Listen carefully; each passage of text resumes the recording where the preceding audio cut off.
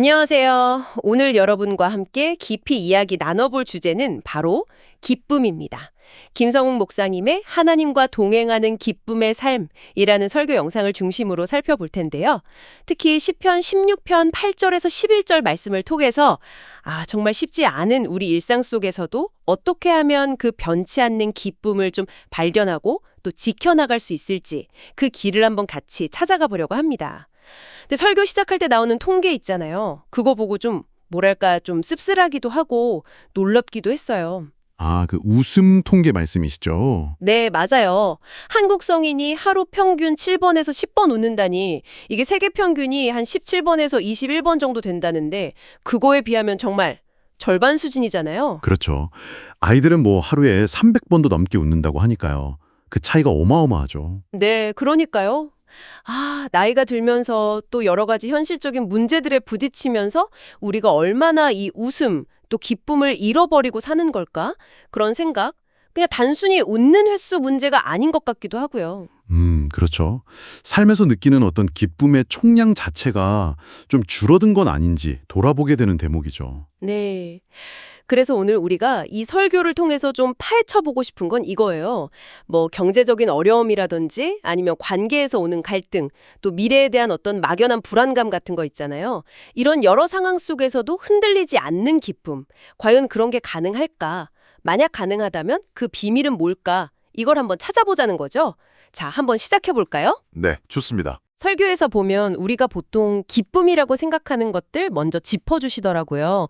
뭐 맛있는 거 먹을 때 아니면 칭찬 들었을 때 또 뭐 오랫동안 원했던 거 딱 얻었을 때 느끼는 그런 감정들이요. 이런 게 물론 우리 삶에 좀 활력을 주긴 하잖아요. 그런데 설교에서는 이런 기쁨에는 좀 근본적인 한계가 있다고 딱 지적을 하시죠. 네, 맞습니다. 설교 메시지의 핵심 포인트 중 하나가 바로 그거죠.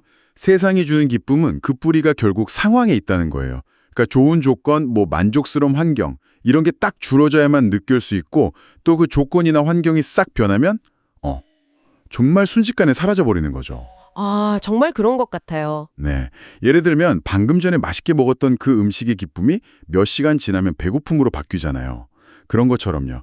그래서 이런 기쁨은 되게 일시적이기도 하고 또 지나고 나면 오히려 좀 더 큰 허무함, 공허함을 남길 수도 있다고 설명하죠. 설교에서는 이걸 날씨에 비유하기도 하고요. 날씨요? 네, 맑았다가 금방 또 흐려지고 하는 것처럼 변덕스럽다는 거죠. 와, 상황 따라 왔다가 사라지는 기쁨. 진짜 그렇죠. 기분 좋게 있다가도 갑자기 뭐 안 좋은 소식 하나 들으면 확 가라앉고 누구나 경험하는 거잖아요. 그럼 설교에서 말하는 이런 한계를 좀 뛰어넘는 기쁨은 뭔가요? 어떤 차이가 있는 거죠?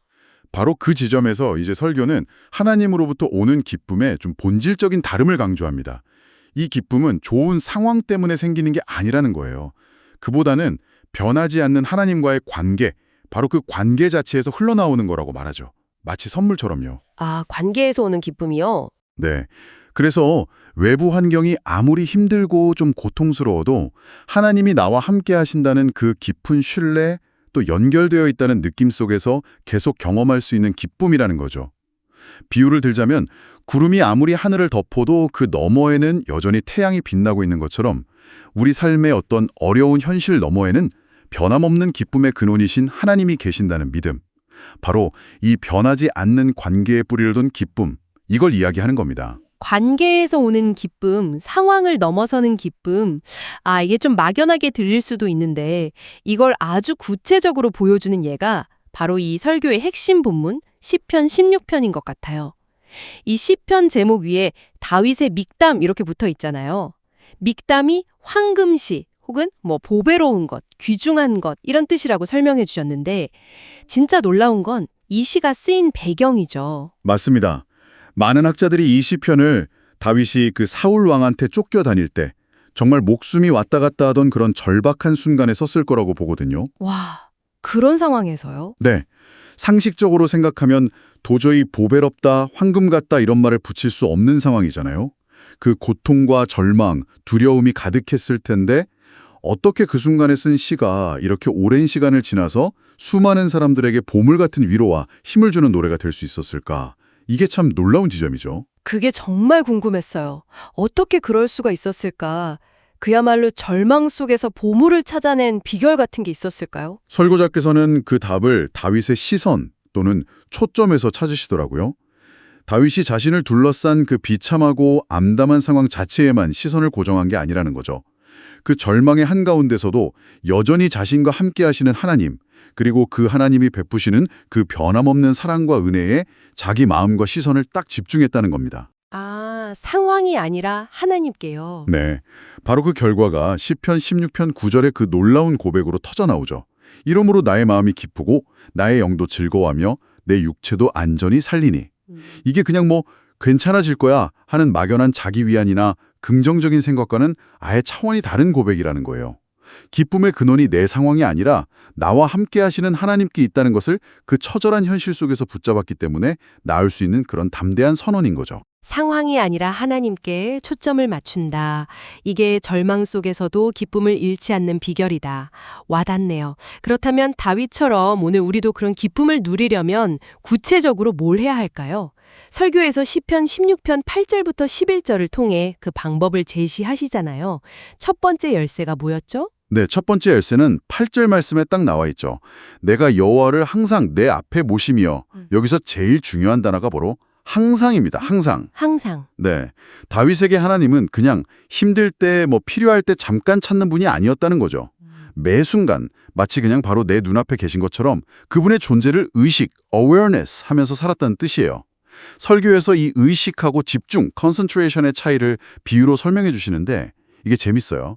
예를 들어 비가 막 쏟아질 때 비에 집중해서 옷 안 젖으려고 막 긴장하고 뛰어가는 거랑 그냥 비 오네 하고 자연스럽게 인지하는 상태는 다르다는 거죠. 아, 네네, 그렇죠. 하나님을 의식한다는 건 이 후자에 더 가깝다는 거예요.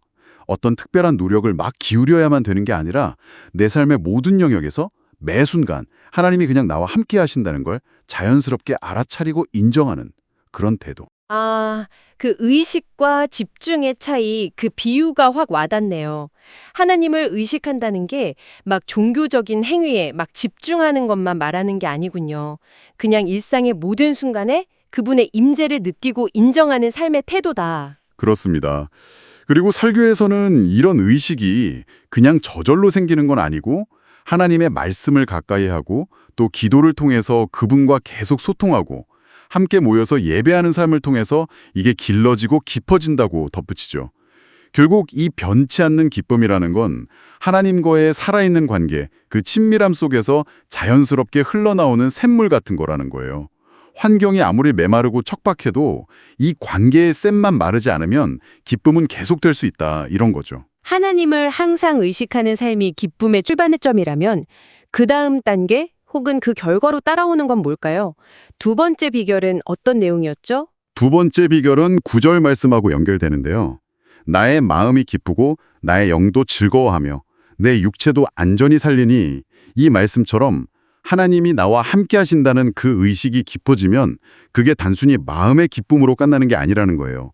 우리의 영혼과 육체, 그러니까 삶 전체에 아주 깊은 안정감을 가져다 준다는 거죠. 설교에서는 우리 삶에서 기쁨을 막 갉아먹는 가장 강력한 적 중 하나로 두려움을 꼽습니다. 아, 두려움이요. 네, 미래에 대한 두려움, 실패할까 봐 두려운 거, 관계에서 거절당할까 봐 두려운 거, 또 내가 가진 거 잃어버릴까 봐 두려운 거, 이런 온갖 두려움들이 우리의 기쁨을 막 질식시킨다는 거죠. 정말 그렇죠. 불안하고 두려운데 기쁘기는 어렵잖아요. 공존하기 힘든 감정이니까요. 이 두려움은 그럼 어떻게 이겨낼 수 있을까요? 여기서 설교는 그 심리학자 마틴 셀리거먼의 학습된 무력감 개념을 아주 흥미롭게 연결시키더라고요. 아, 학습된 무력감. 네. 네. 반복되는 실패나 내가 어떻게 할 수 없는 고통을 계속 경험하면 나중에는 실제로 그 상황을 벗어날 기회가 와도 에이, 어차피 안 될 거야 하고 그냥 포기해버리는 그런 심리 상태잖아요. 설교의 그 쥐 실험 이야기도 나오죠. 상자 안에서 전기 충격을 계속 받은 쥐는 나중에 문을 열어줘도 탈출 생각조차 안 한다는 거. 과거의 그 부정적인 경험이 현재와 미래의 가능성까지 그냥 막아버린 거죠. 아, 그 개념 들어본 것 같아요. 과거의 상처나 실패 경험이 진짜 현재의 우리를 얼마나 무기력하게 만드는지 보여주는 것 같네요. 네. 설교에서는 심지어 애굽에서 탈출했던 이스라엘 백성들이 광야 생활이 너무 힘드니까 차라리 노예 생활하던 애굽 시절이 좋았다고 막 불평했던 모습 있잖아요. 그것도 일종의 영적 학습된 무력감으로 볼 수 있다고 해석해요. 과거의 고통스러운 경험하고 현재의 어려움이 하나님의 약속이나 능력을 믿는 그 믿음보다 더 크게 다가왔던 거죠. 이런 무력감, 두려움이 결국 감사를 잃게 만들고 기쁨을 빼앗아간다고 지적하는 거고요. 와, 그렇다면 이 학습된 무력감 그리고 거기서 오는 두려움에서 벗어나서 안정감을 누리는 길은 뭘까요? 설교가 제시하는 해답은 아주 명확합니다. 내가 모든 상황을 다 이해하거나 통제할 수는 없을지라도 이 모든 것을 주관하시는 전능하신 하나님이 계시다는 것을 믿고 신뢰하는 거예요. 마치 어린아이가 혼자서는 캄캄한 밤길 무서워하지만 아빠나 엄마 손을 딱 잡으면 두려움 없이 걸어가는 것처럼요. 우리도 보이지 않는 하나님의 손, 그분의 신실하심과 능력을 굳게 붙드는 그 믿음 안에서 진짜 안정감을 누릴 수 있다는 거죠.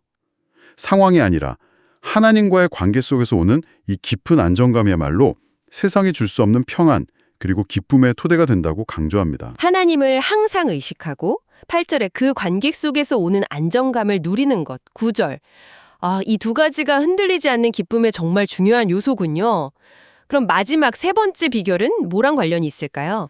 세 번째 비결은 11절 말씀에서 찾을 수 있습니다. 주께서 생명의 길을 내게 보이시리니 주의 앞에는 충만한 기쁨이 있고 주의 오른쪽에는 영원한 즐거움이 있나이다.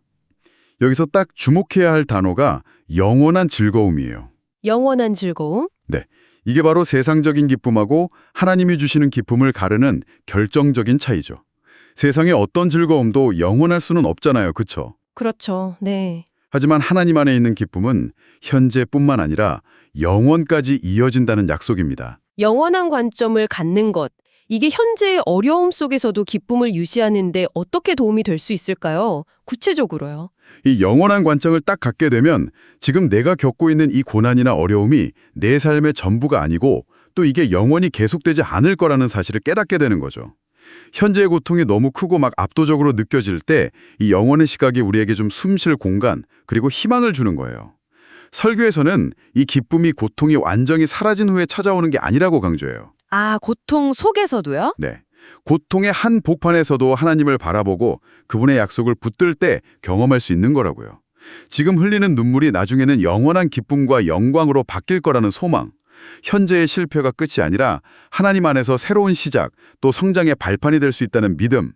이런 믿음이 바로 그 영원한 기쁨을 오늘, 바로 지금 여기로 가져오는 통로가 된다는 설명입니다. 와, 말씀을 쭉 듣고 보니까 이 기쁨이라는 게 그냥 좋은 환경이 주어졌을 때 수동적으로 느끼는 그런 감정이 아니네요. 오히려 우리의 시선과 믿음을 어디에 두느냐에 따라서 우리가 능동적으로 선택하고 붙잡아야 하는 거다. 이런 생각이 강하게 드는데요. 다윗처럼요. 정확합니다.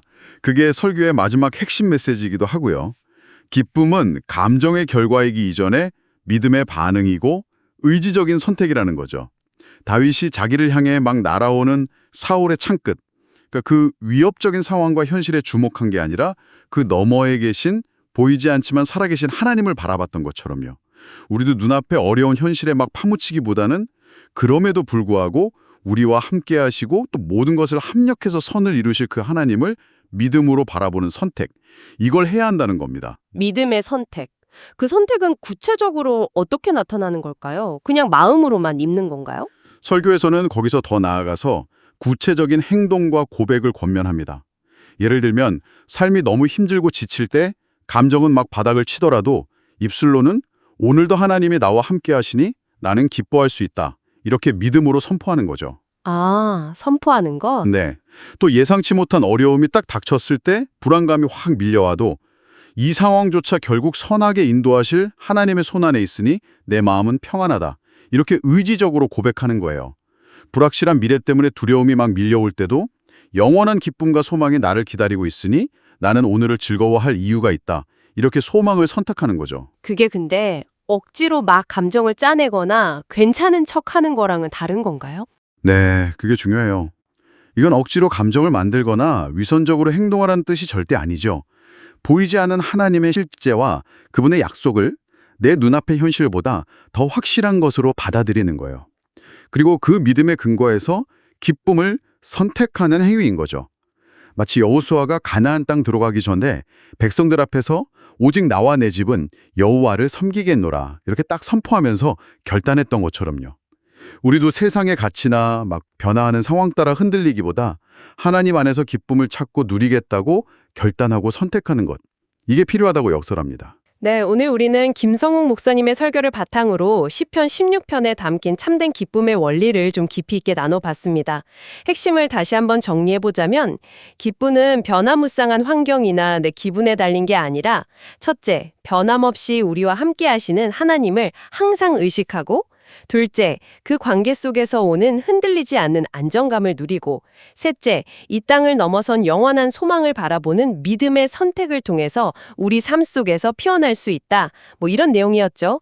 자, 이 이야기들이 오늘 여러분의 마음에는 어떤 울림을 주었나요?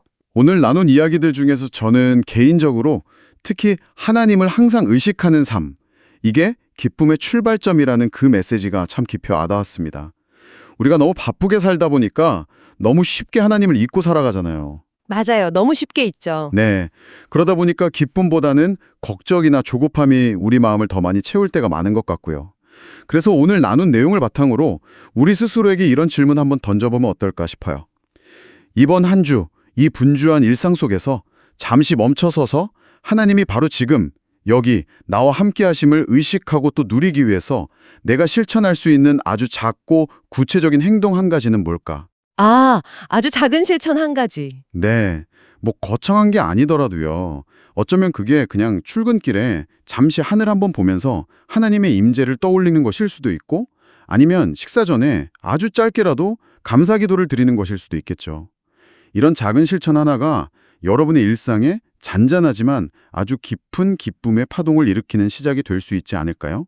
상황에 그냥 반응하면서 살아가기보다 그 너머에 영원한 기쁨을 향해서 능동적으로 나아가는 그런 한 주가 되시기를 응원하겠습니다.